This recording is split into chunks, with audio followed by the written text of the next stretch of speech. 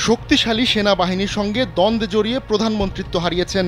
তারপর থেকেই জেলের ঘানি টানছেন পাকিস্তান তেহরিকে ইনসাফ পিটিআইয়ের চেয়ারম্যান ইমরান খান। দেশটির জাতীয় নির্বাচনে তার দলের প্রতীক নিষিদ্ধ করা হয়। বাধ্য হয়ে পিটিআইয়ের নেতারা স্বতন্ত্র নির্বাচন করে।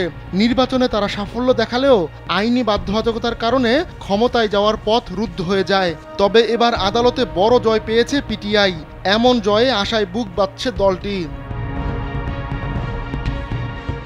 অল্প কয়েক বছরের রাজনীতির ক্যারিয়ার, কিন্তু পাকিস্তানের বাঘা বাঘা নেতাদের হারিয়ে ক্ষমতায় এসেছিলেন ইমরান খান।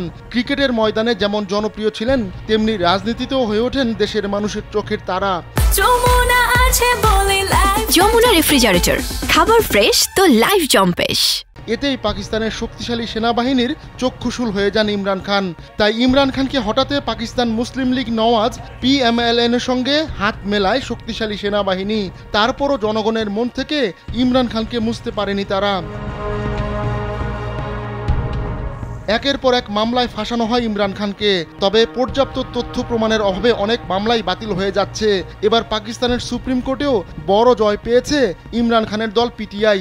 সুন্নি ইত্তেহাদ কাউন্সিলের এক আবেদন গ্রহণ করেছে পাকিস্তানের সুপ্রিম কোর্ট। আদালত জানান দলটির সংরক্ষিত আসন পাবার অধিকার রয়েছে। রাজনৈতিক দল হিসেবে পিটিআইকে নির্বাচনে নিষিদ্ধ করার পর দলটির নির্বাচিত নেতারা এই সুন্নি ইত্তেহাদ কাউন্সিলে যোগ দিয়েছিলেন।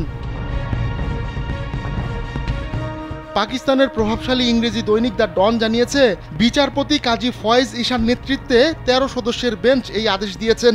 আদালত জানান, কোন একটি রাজনৈতিক দলের প্রতীক প্রত্যাহার তাদের নির্বাচনে প্রতিদ্বন্দ্বিতার জন্য অযোগ্য করে তোলে না। পিটিআই একটি রাজনৈতিক দল ছিল এবং আছে বলেও মন্তব্য করেন আদালত। শুক্রবারের এই রায়কে নিজেদের বিজয় হিসেবে দেখছে পিটিআই, কেননা এর আগে পাকিস্তানের নির্বাচন কমিশনের এক রায়ে বেকায়দায় পড়ে গিয়েছিল দলটি। গেল 8 ফেব্রুয়ারি পাকিস্তানের সাধারণ নির্বাচনে 80টির বেশি আসনে জয় পায় পিটিআইয়ের সমর্থিত নেতারা।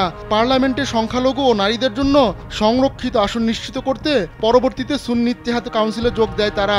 কিন্তু 4 মার্চ পাকিস্তানের নির্বাচন কমিশন একটি ধারার কথা উল্লেখ করে জানায়, নির্বাচনে পাওয়া আসনের ভিত্তিতে কেবলমাত্র রাজনৈতিক দলের জন্য সংরক্ষিত আসন বরাদ্দ থাকবে।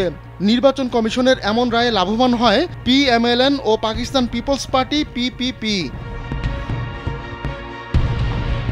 এরপরই আদালতের দ্বারস্থ হয় সুন্নি ইত্তেহাদ কাউন্সিল। কয়েক মাসের ইঁদুর বেড়াল খেলার পর সুপ্রিম কোর্ট কাউন্সিলের পক্ষে রায় দেন। এমন রায়ের পর উচ্ছ্বাস প্রকাশ করেছেন পিটিআইয়ের নেতারা।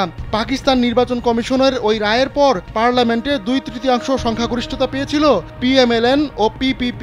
কিন্তু সুপ্রিম কোর্টের এই রায় খেলার মোড় ঘুরিয়ে দিতে পারে, কেননা পাকিস্তানের গণমাধ্যম বলছে আদালতের এমন রায় শাহবাজ শরীফ সরকারের জন্য বড় পরাজয়। আহমদুল্লাহ শিকদার, কালবেলা ডেস্ক।